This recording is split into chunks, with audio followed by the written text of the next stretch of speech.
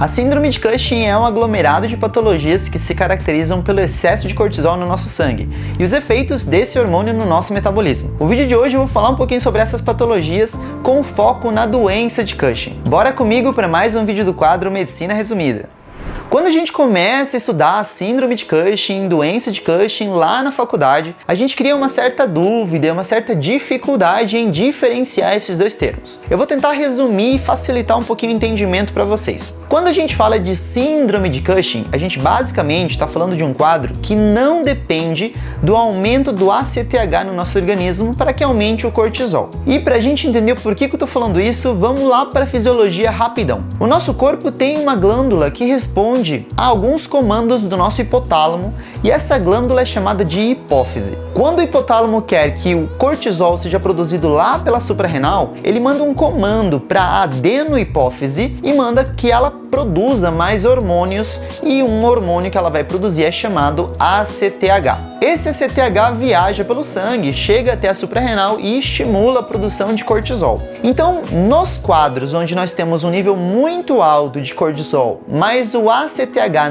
não está aumentado, então a gente costuma dizer que esses quadros são síndromes de Cushing, eles não dependem do aumento do ACTH. Agora, quando a gente tem um aumento muito elevado do ACTH e aí o cortisol começa a aumentar secundariamente a isso, a gente chama essa doença de doença de Cushing. Viu a diferença? Então a doença de Cushing ela é dependente de ACTH e a síndrome de Cushing ela é não dependente de ACTH. É por isso que os quadros exógenos de Cushing, como por exemplo o uso exagerado de corticoides ou uso não medido de corticoides, podem causar uma síndrome de Cushing, porque os corticoides aumentam o nível de cortisol e eles não aumentam o nível de ACTH. E é pelo mesmo motivo que alguns tumores que aparecem em qualquer região do corpo, por exemplo, um tumor no fígado produtor de cortisol, ele aumenta apenas o nível de cortisol e não de ACTH. É por isso que nós chamamos o quadro de síndrome de Cushing, porque não depende do aumento de ACTH. A causa mais frequente para uma síndrome é um tumor lá na suprarrenal, causando um aumento da produção de cortisol. Agora, quando a gente fala de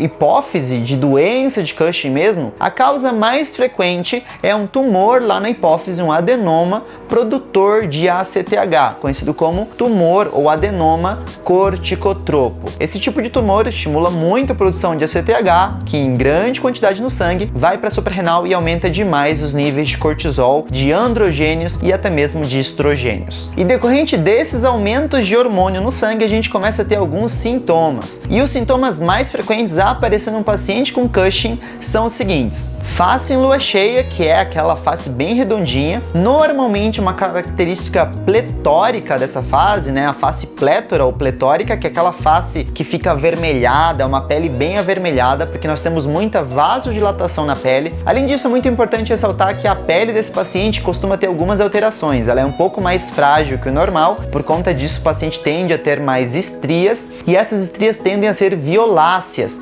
porque a gente falou que tem vasodilatação acontecendo logo abaixo da pele. E outra coisa que aparece muito também no paciente são as acnes, decorrente do aumento do androgênio no sangue desse paciente. Outras alterações que costumam aparecer no paciente são o hirsutismo, como por exemplo aquele bigodinho que costuma aparecer em grande quantidade, principalmente nas mulheres. A gente também nota um pouco nos pacientes a formação de placa de ateroma, o que causa uma hipertensão arterial. Normalmente o paciente ele tende a desenvolver a diabetes tipo 2, porque ele fica resistente à insulina. Isso é causado pelo motivo de que o cortisol ele tem um efeito muito importante de causar o aumento do nível de glicose no sangue. Quando a gente fica com um nível de glicose muito alto por muito tempo, é como se a gente estivesse comendo doce a todo momento, a torto e a direito. E por conta disso, os tecidos aos poucos vão se tornando resistentes àquela insulina que tem o efeito de guardar essa glicose na célula. Então o paciente acaba desenvolvendo uma resistência à insulina e gera o quadro de diabetes mellitus tipo 2. Debilidade muscular, osteoporose, alterações mentais também costumam aparecer.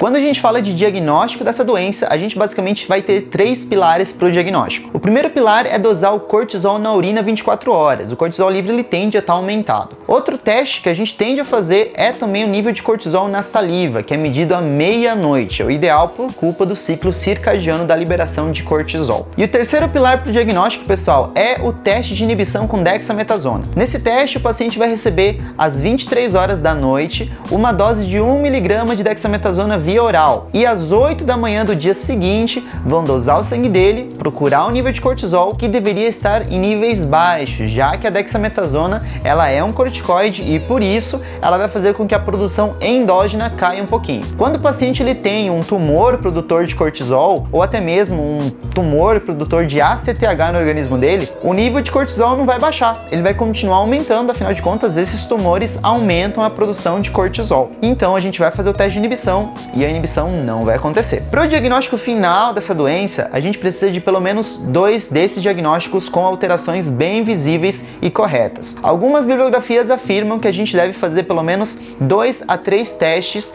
tanto de saliva quanto de urina 24 horas para ter certeza do resultado.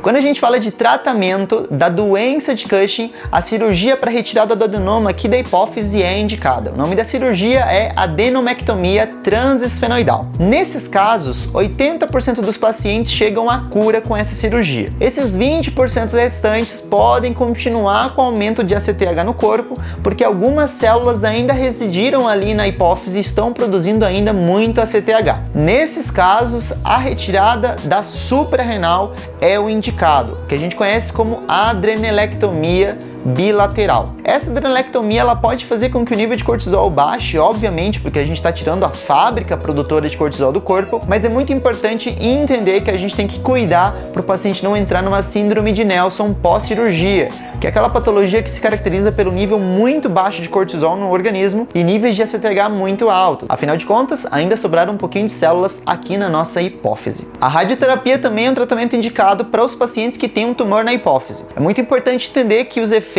desse tratamento só vão aparecer depois de 6 meses dessa radioterapia. Nos pacientes que fizeram essa radioterapia e estão esperando o tratamento fazer efeito, ou até mesmo nos pacientes que fizeram cirurgia e a cirurgia não deu efeito, porque ainda temos produção de ACTH muito alta lá na hipófise e ainda não querem retirar as duas suprarrenais, ou nos pacientes que não têm indicação para fazer a cirurgia, a gente pode entrar com tratamento medicamentoso. No tratamento medicamentoso, nós temos como primeira opção o ketoconazol. A metopirona aparece como segunda opção e o etomidato como terceira opção. Em alguns casos, pode ser feita a união entre ketoconazol e metopirona para os casos refratários. Já o etomidato é utilizado em pacientes com hipercortisolismo grave, ou seja, naqueles pacientes que estão com excesso de cortisol no sangue, níveis muito elevados desse hormônio podem desregular muito a pressão arterial e causar várias alterações no carboidrato e até mesmo nas proteínas do organismo. Então,